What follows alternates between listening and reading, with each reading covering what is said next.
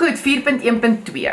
Jonas Nku vermoed kouse in sy winkel word gesteel, dis wat hulle altyd vra. Waarde van slotvoorraad is daar voorraad gesteel, ten spyte van sekuriteitskameras en 'n deeglike verdeling van pligte.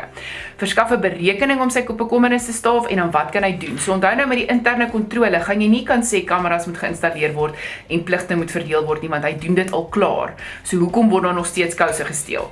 So kom ons kyk eers of is daar kouse gesteel. So hoe bereken ek of is daar kouse gesteel?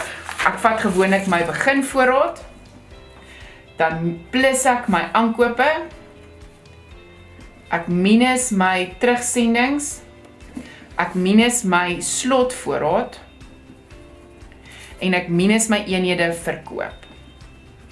So kom ons kyk, my beginvoorraad is 1290, ek plus my aankope van 16010,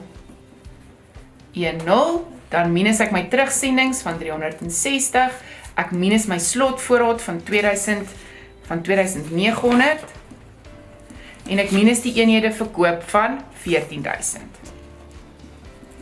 En dan kry ek 40 pare kouse is gesteel. Want hierdie antwoord moet eintlik vir jou 0 gee. As jy vat wat jy gehad het, plus wat jy aangekoop het, minus wat jy teruggestuur het, minus jou slotvoorraad, minus die verkoopte bedrag moet jy 0 kry. So as jy enigiets meer as 0 kry, is dit die pare wat gesteel is. So onthou hierdie sommetjie, leer hom uit jou kop uit.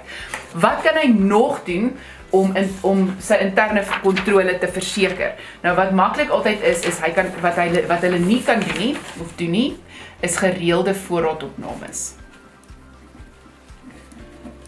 Okay, omdat hulle die periodieke voorraadstelsel het, so hulle kan gereelde voorraadopnames doen. Dis een van die goeders wat hulle kan doen. Nog 'n ding is, hulle kan sekuriteitskaartjies op dit sit, so sit tags of sekuriteitskaartjies op kouse. So wanneer mense uitloop met dit, dan piep dit daar by die deure, dan kan mens nou sien as iemand iets vat, nê. En jy kan dalk by die uitgang 'n beter inspeksie doen.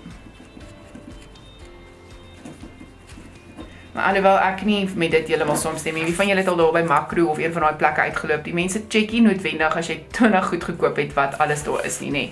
Maar dit is 'n beter ene. En dan wat ek sou sê wat altyd 'n lekker ene is met voorraad wat gesteel is koop minder voorraad op 'n slag.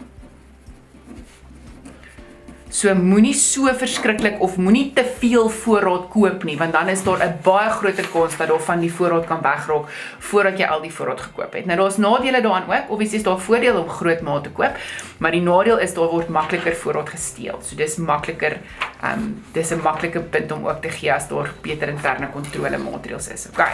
En dan is ons nou klaar met 4.1.2.